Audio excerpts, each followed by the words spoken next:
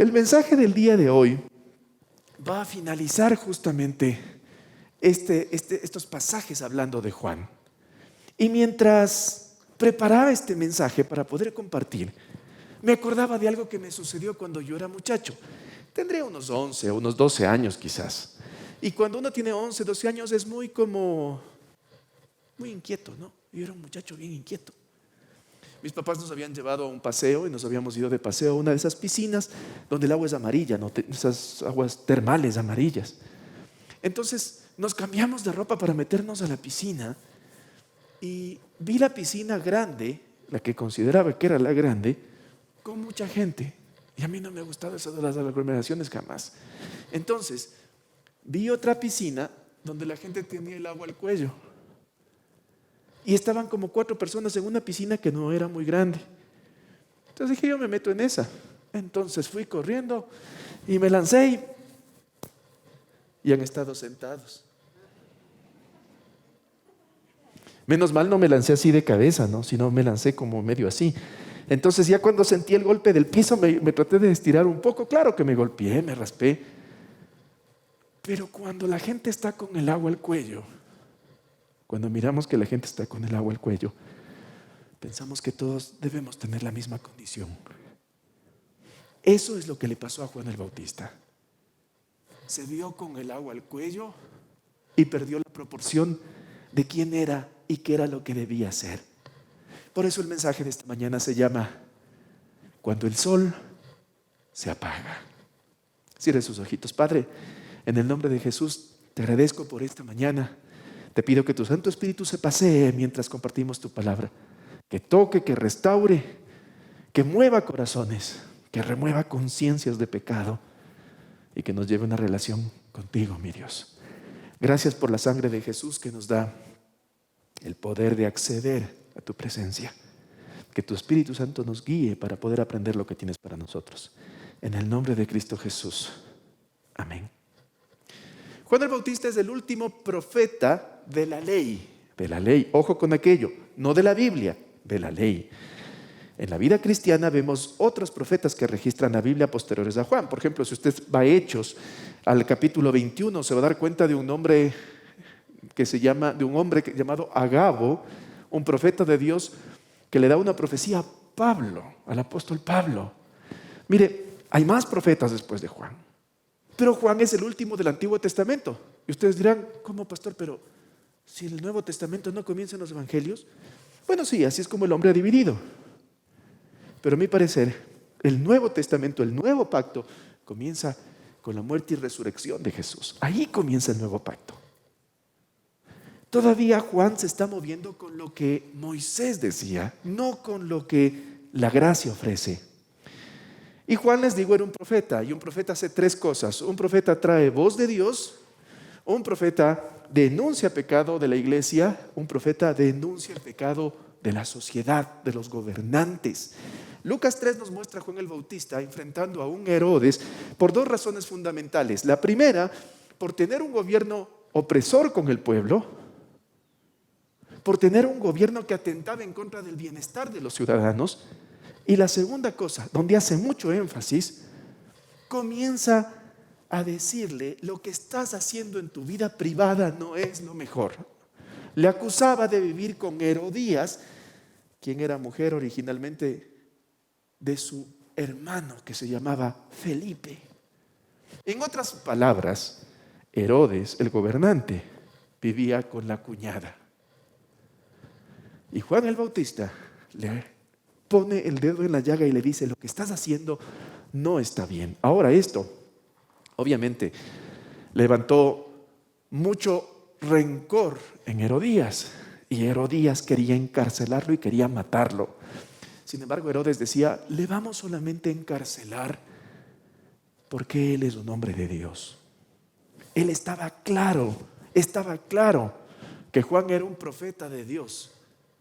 Y él sabía lo que se le podía venir por atentar en contra de la vida de un siervo de Dios. Así que decidieron solamente encarcelarlo, entre comillas solamente. Porque las cárceles en el tiempo de Jesús no son como las cárceles de ahora. Pues no es que Juan el Bautista, cuando le encarcelaron, le dieron un overol tomate y le mandaron a la fila. No, eran totalmente diferentes a lo que conocemos.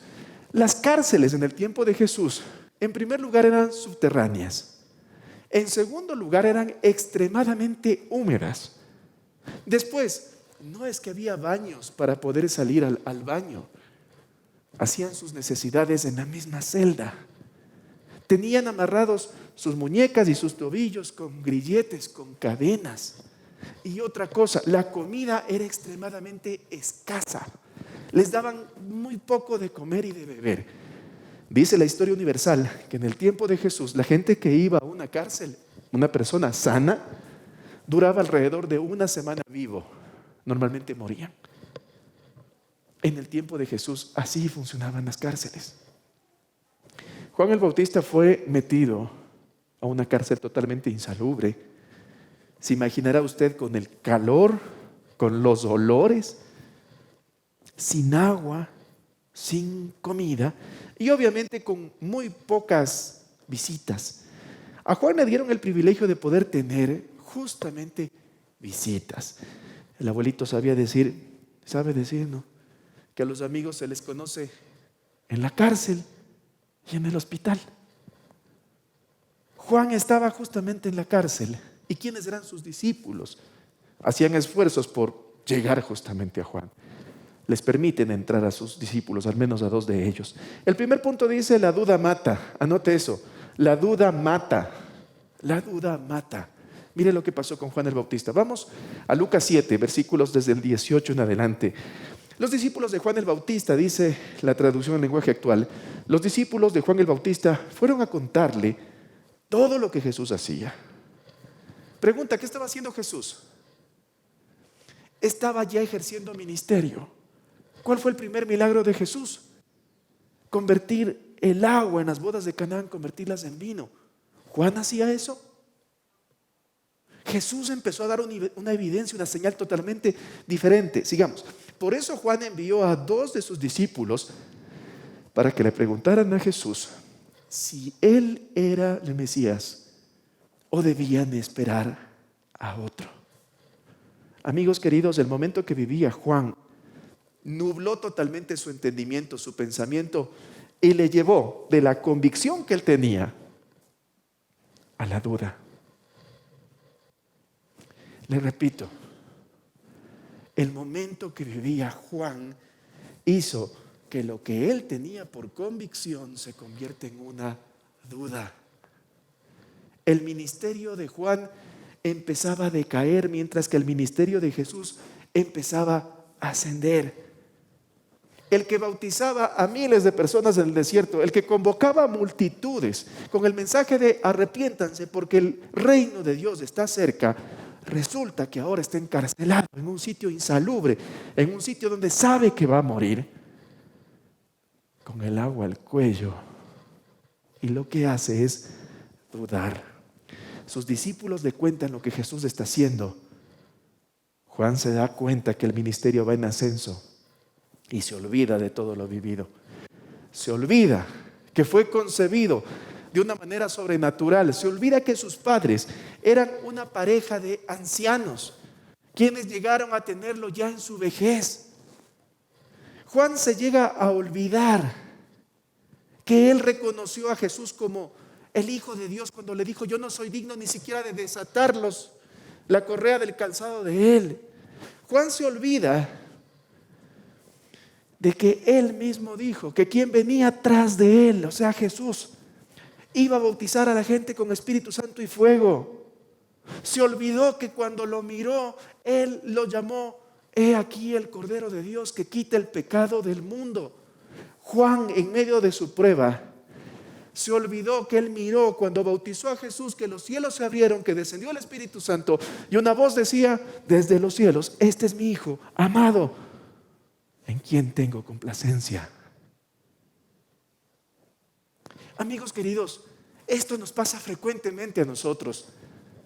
Cuando estamos metidos en una prueba con el agua hasta el cuello, nos olvidamos que Dios ha hecho ya muchas cosas por nosotros. Y nos ponemos a dudar y muchas veces cambiamos la convicción y nos vamos a la duda. Y la duda mata, mis amigos. La duda mata. Cuando atravesamos problemas, como estar sentados en la piscina, viendo que todos están con el agua hasta el cuello, nos olvidamos que el Señor nos ha traído con un propósito divino y que ese propósito divino se va a cumplir. Ese propósito a veces lo cambiamos por la duda, y cuando la duda nos asalta y vemos que todo el mundo tiene el agua hasta el cuello, entonces también vamos corriendo a lanzarnos de cabeza en la piscina, a sumergirnos en la duda. Mi pregunta es, los discípulos de Juan, cuando lo escucharon dudar, ¿qué debían hacer? ¿No debían recordarle todos estos pasajes que les acabo de decir que Juan hizo? ¿Qué hicieron ellos? Los problemas son usados por Dios para nuestro crecimiento integral. Los problemas son ocupados por Dios para que nosotros aprendamos a madurar. Los problemas son ocupados por Dios para que nosotros tengamos una mejor relación con Él y tengamos un crecimiento total en nuestra vida. Satanás, en cambio, lo que busca es que nosotros vayamos a la duda, porque en la duda estamos con el agua hasta el cuello y nuestra fe termina muriendo. No dejes que la duda de lo que tú hoy estás atravesando mate el propósito que Dios tiene para tu vida. Juan fue escogido para anunciar la llegada de Jesús. Ese fue el encargo, anunciar que el reino de los cielos estaba cerca. Pero se puso a dudar. Y sus compañeros de fórmula, miren lo que hacen. Siguiente versículo, el 20. Cuando llegaron a donde estaba Jesús, le dijeron: Juan el Bautista nos envió a preguntarte si eres el Mesías o si debemos esperar a otro. Mire, la duda arrastra a más gente. Cuando usted duda, usted no se va solo al abismo, usted va arrancando a más personas que están de pronto cimentadas, le va llevando con usted. La duda mata. Cuando un líder duda, hay un pueblo que muere. Cuando un padre, cuando una madre de familia duda, hay hijos que mueren en su fe. Usted, mi amigo, mi amiga que hoy nos acompaña en esta mañana, cuando usted duda de las promesas de Dios por el momento que usted está pasando y se olvida todo lo que Dios hizo antes en su vida y en su familia, cuando usted permite que la duda ingrese, usted está permitiendo que ingrese un veneno mortal que va a afectar a sus generaciones. No le digo que seamos totalmente ciegos. No le digo que nosotros nos olvidemos de lo que estamos viviendo. Estamos viviendo un momento en la historia que, según mucha gente dice, no se compara con nada de lo vivido antes. Alguna vez alguien me decía: siempre podemos estar mejor, pero siempre podemos estar peor. Si usted cree que estamos tocando fondo, podemos estar peor. Por eso, la invitación de esta mañana es a juntarnos con gente de fe, con gente que haga que nuestra vida llegue a convicciones. Porque si le digo que todo puede estar peor y le puedo enumerar un poco de cosas que pueden pasar, podemos sentarnos a llorar abrazados todos aquí, pues. Pero también le puedo decir que aunque las cosas no están bien, Dios sigue en control de todo. Y eso puede ser suficiente razón para que nosotros encontremos motivos, circunstancias, convicciones que vuelvan nuestros ojos a la fe. Por eso, júntese con gente de fe. No se junte con personas que le llevan a la duda.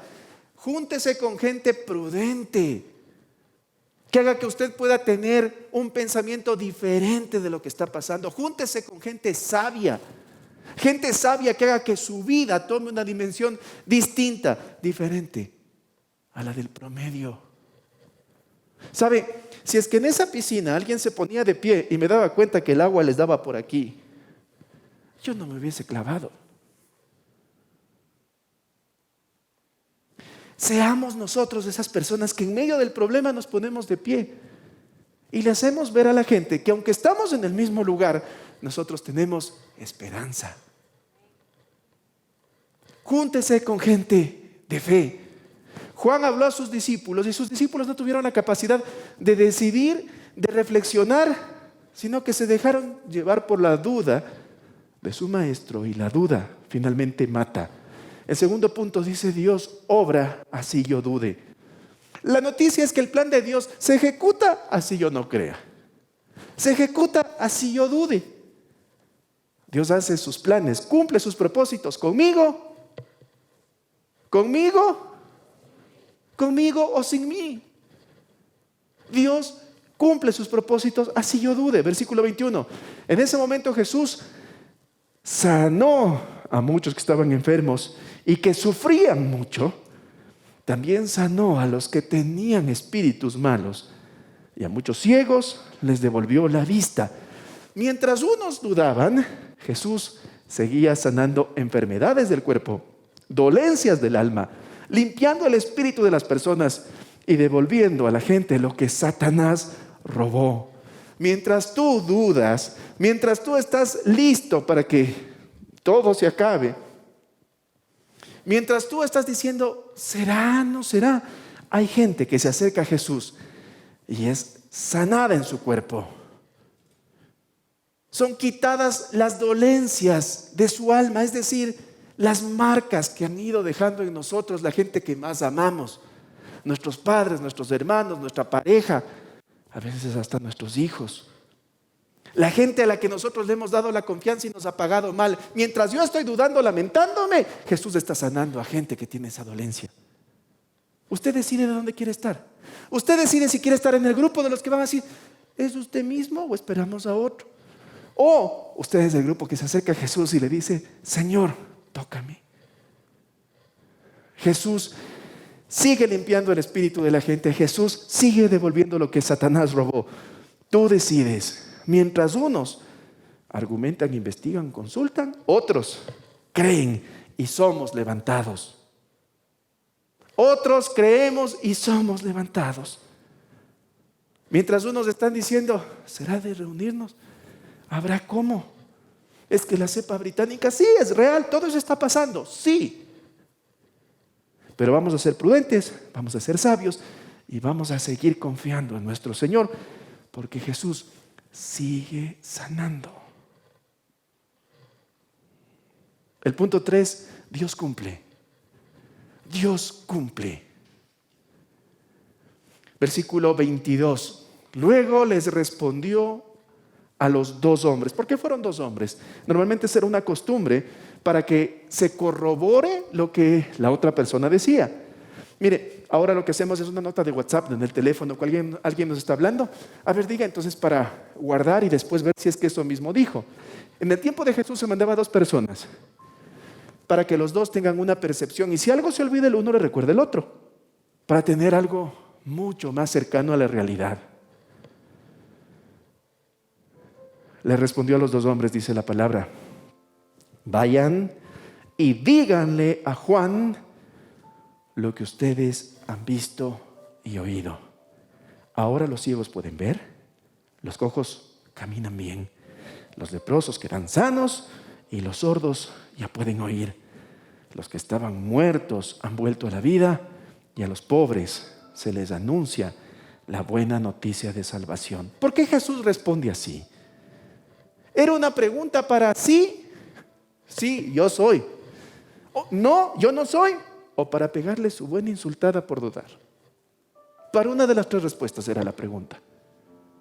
Sin embargo, Jesús ocupa quizás como la tendencia que ahora está, ¿no?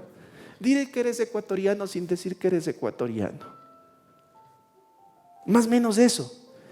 Jesús no le dice ni sí ni no, sino que le da características de lo que Juan sabe.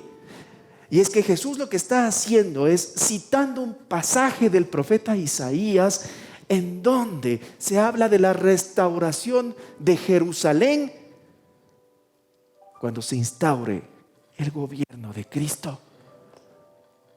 Mire, en la época de la ley, el arte era excluir a las personas. Cuando eran muy chiquititos les enseñaban la palabra. ¿Se acuerdan? En Discipulado de Parejas les hemos contado. Las tablillas donde estaba escrita la palabra de Dios, le ponían miel. A los niños les hacían pasar, ¿no? Mientras repetían los versículos que conocemos ahora, Le hacían pasar su dedito por la tablilla, recorriendo el camino de la escritura. Y cuando terminaban, si lo decían bien, permitían que se chupen el dedito con la miel. Tu palabra es más dulce que la miel, dice la escritura. Está inspirado en ese hecho. Desde muy pequeñitos les enseñaban la escritura. Y saben que a medida que iban creciendo, los iban excluyendo. Se quedaban con los mejores, con los más buenos. Finalmente quedaban unos poquitos. Y esos poquitos, con el tiempo y el estudio, se convertían en los doctores de la ley. Pablo dice, yo, formado como fariseo, uno de los mejores. ¿Qué pasaba con los otros chicos? Los otros chicos volvían al oficio de sus papás, volvían a sus casas. Yo digo más o menos como en el fútbol, ¿no? Vienen un montón de gente a probarse en los equipos, se quedan unos poquitos y el resto regresan a la casa. ¿Cómo regresan? Tristes, derrotados. Quizás así mismo volvían las personas después de haber ido a las sinagogas desde muy chiquitos y no haber dado la talla. Finalizaba la formación de un joven cuando un rabino, un maestro, se acercaba y ponía la mano en su hombro y le decía, sígueme.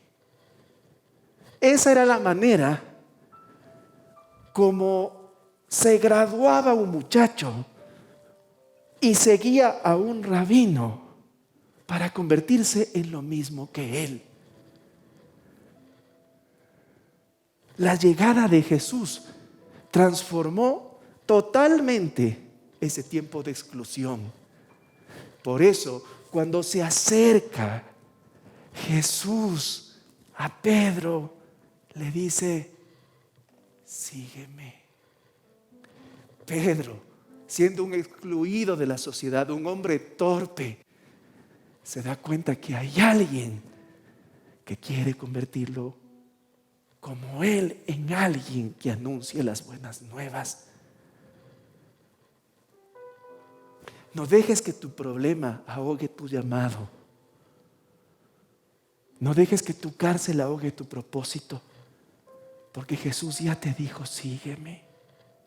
El tiempo de la ley era un tiempo de exclusión. ¿Qué hacían con las mujeres que menstruaban? Eran sacadas fuera. En una reunión como esta, una mujer que está sangrando no podía estar porque era considerada inmunda. Así era en ese tiempo. Hoy comprendemos que es por temas de asepsia, por lo que estamos viviendo. No es que ahí se iban al Supermaxi de Judea y pedían toallas sanitarias. No, pues no había eso. Por condiciones de limpieza. Amigos, lo que está citando Jesús es lo siguiente. Veamos lo que dice Isaías. Isaías 35, desde el versículo 5. Está hablando acerca de la restauración de Jerusalén y del gobierno, la instauración del gobierno de Cristo. Entonces se abrirán los ojos de los ciegos. ¿Cómo eran vistos los ciegos en ese tiempo? Los ciegos eran excluidos de su familia y eran lanzados a mendigar en las calles. Y se destaparán los oídos de los sordos. ¿Ustedes creen que un sordo podía ir a la sinagoga a aprender la palabra? ¿Ustedes creen que un sordo le podía decir Jesús, sígueme? O cualquier rabino, sígueme. Un maestro le podía decir, sígueme. Y los que no pueden andar saltarán como venados. ¿Qué pasó con ese hombre paralítico? ¿Creen ustedes que él tuvo una formación? ¿Creen ustedes que él podía participar de las cosas del templo? ¿Creen ustedes que eso podía suceder? Eran excluidos. Entonces, se abrirán los ojos de los ciegos, se destaparán los oídos de los sordos. Los que no pueden andar saltarán como venados y los que no pueden hablar gritarán de alegría. Lo que le estaba diciendo Jesús a Juan era, Juan, está pasando lo que dijo Isaías. Esta es la señal de que estamos justamente viviendo una temporada de reino. Comenzamos una nueva etapa. Juan, ¿no te das cuenta de lo que está pasando? Hay señales de lo que está sucediendo. Hay señales de lo que está pasando. Juan, igualito que su padre, cuando el ángel le anuncia y le dice, vas a tener un hijo, Él dice, soy viejo, ¿y cómo será? Deme una señal, alguna seguridad. Igualito, repite el mismo patrón Juan. Por eso te digo que la duda mata. Por eso te digo que cuando tú dudas, tú llevas la duda a tu casa. Y eso lo implantas en tu esposa, en tus hijos, en tu familia. La duda mata. En pocas palabras, lo que le está diciendo es, así tú no entiendas el mover del Espíritu Santo ahora, mi querido Juan, se está cumpliendo lo que la palabra del Señor dice. Y es que mi amigo, mi amiga, así tú estés resentido, así tú estés molesto, así tú estés dudando, así tú te encuentras en este momento en una cárcel donde no quieras sacar la cabeza, debo decirte, Dios está cumpliendo un plan aquí y ahora. Dios está haciendo algo aquí y ahora. Con el ministerio de Jesús terminaba la etapa de exclusión y comenzaba una nueva etapa. Pero para que haya transición debe haber señales. Miren esta imagen que ponemos en pantalla. Se estaba viviendo la temporada de la ley. Los teólogos le llaman la dispensación, el tiempo de la ley. Es eso. Y la puerta para transicionar a la gracia, la puerta era una temporada de desajustes, en donde lo que no se vio antes se comienza a ver. Los ciegos ven, los sordos oyen, los cojos saltan como venados. En la ley, el arte era excluir personas para quedarse con un grupito que eran los mejores. Fuera de las puertas del templo podían estar el pueblo y los gentiles. Dentro de las puertas del templo, en los atrios, podía llegar la gente que había guardado el pacto. La tribu de Judá y la tribu de Benjamín. El lugar santo era reservado para los sacerdotes. Y donde estaba la presencia de Dios, el lugar santísimo, era exclusivamente para el sumo sacerdote, el mayor de todos, y entraba una vez al año. Pero Jesús ahora nos ofrece la posibilidad de entrar a su presencia todos los días. Y no importa si tú no eres de la tribu de Judá, no importa si no eres de la tribu de Benjamín, Jesús dio su sangre por ti y por mí. Jesús dio su sangre para que nosotros seamos contados como justos y nos arrepentimos. Jesús ocupó los milagros para que se cumpla la palabra. Los milagros no son obligación en la vida cristiana. A veces la gente está esperando que haya milagros para, wow, ahí se mueve el Espíritu. No necesariamente. Aquí en esta casa han sucedido milagros. Ha habido gente por la que hemos orado y el Señor la ha sanado. Pero también ha habido gente por la que hemos orado y el Señor no le ha sanado. Los milagros no son una obligación. Los milagros es sinónimo de la soberanía de Dios. Miren la siguiente imagen. ¿Cuál es la siguiente etapa que se viene? Estamos en la etapa de la gracia, en donde el perdón está ofrecido para nosotros y nosotros con arrepentimiento podemos llegar. La siguiente etapa de la gracia, después de la gracia viene el juicio de Dios, la segunda venida de Jesús. Eso es lo que se viene después. Cuando terminó la ley, con la venida de Jesús, vino la época de la gracia y Dios ha sido bueno y nos ha dicho podemos arrepentirnos, pueden acceder. Pero la época de la gracia va a terminar y cuando termine la época de la gracia vendrá la etapa del juicio. Ahora, la pregunta es la siguiente. ¿Cuáles son las señales para saber cuándo empieza la etapa del juicio? Vamos a Mateo 24, versículos del 6 al 8. Y oiréis de guerras y rumores de guerras. Mirad que no os turbéis, porque es necesario que todo esto acontezca, pero aún no es el fin, porque se levantará nación contra nación, reino contra reino, habrá pestes y hambres y terremotos en diferentes lugares, y todo esto será el principio de dolores. Veamos la imagen. Para poder transicionar de la gracia al juicio, las señales serán un desajuste social. Un desajuste social. Terremotos, guerras, levantamientos, pestes. Dígame usted si eso no estamos viviendo.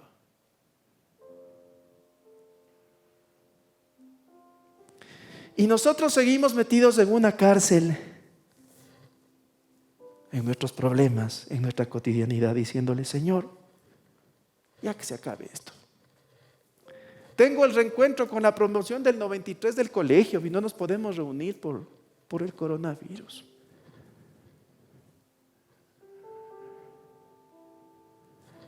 ¿Será que estamos como Juan, después de haber visto todo lo que el Señor ha hecho, sin darnos cuenta en qué momento de la historia estamos? Guerras y rumores de guerra, terremotos, pestes, hambre. Todo eso estamos viviendo.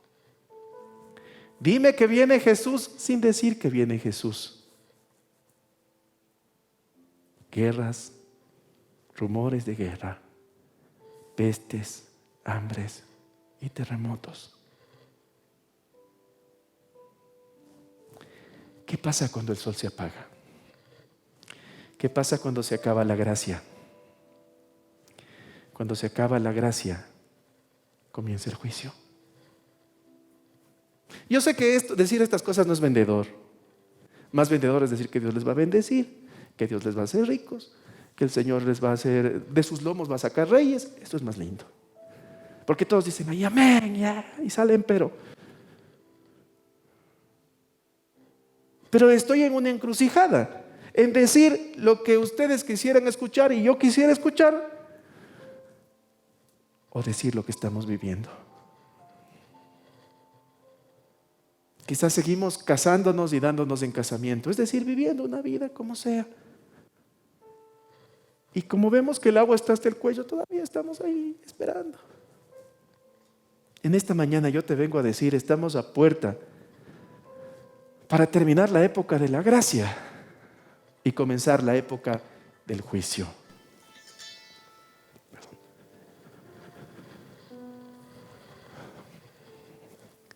Mire, estamos por terminar la época de la gracia y comenzar la época del juicio. ¿Qué vamos a hacer? Vamos a seguir preguntándole: Señor, ¿cuándo será tu venida? Como Juan el Bautista, ven preguntando si él mismo es, o vamos a esperar a otro. O vamos a tomar ya una decisión de vivir una vida cristiana en esta recta final, que no sé cuánto va a durar. Yo no le puedo decir va a ser mañana, pasado mañana, porque la palabra dice que nadie lo sabe, ni los ángeles, solo el Padre que está en los cielos. Pero sí veo señales de que Jesús ya viene. Y Jesús viene por una iglesia sin arruga y sin mancha. No viene por un hogar en donde me reúno. No, por una iglesia. Por una comunidad. Y no va a venir como un niñito para que hagamos una nueva fiesta y nos inventemos otra tradición. Va a venir como rey. Va a venir como rey a juzgar, a reinar. ¿Qué debemos hacer? ¿Se acuerda lo que le dije hace un par de domingos quizás? Un foco puede alumbrar, pero no puede encender.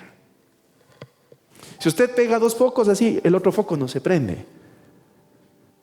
Una antorcha puede alumbrar y puede encender a otra antorcha. ¿Qué debemos hacer? Hoy es tiempo donde nosotros debemos dejar de ver que estamos con el agua hasta el cuello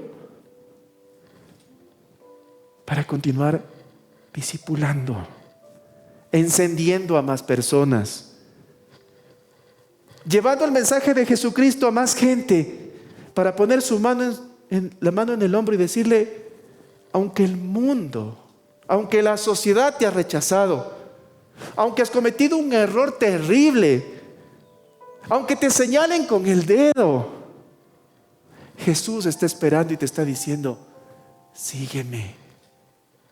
Jesús está diciendo, yo quiero que tú tengas mi mente, la mente de Cristo, es lo que dice el Señor.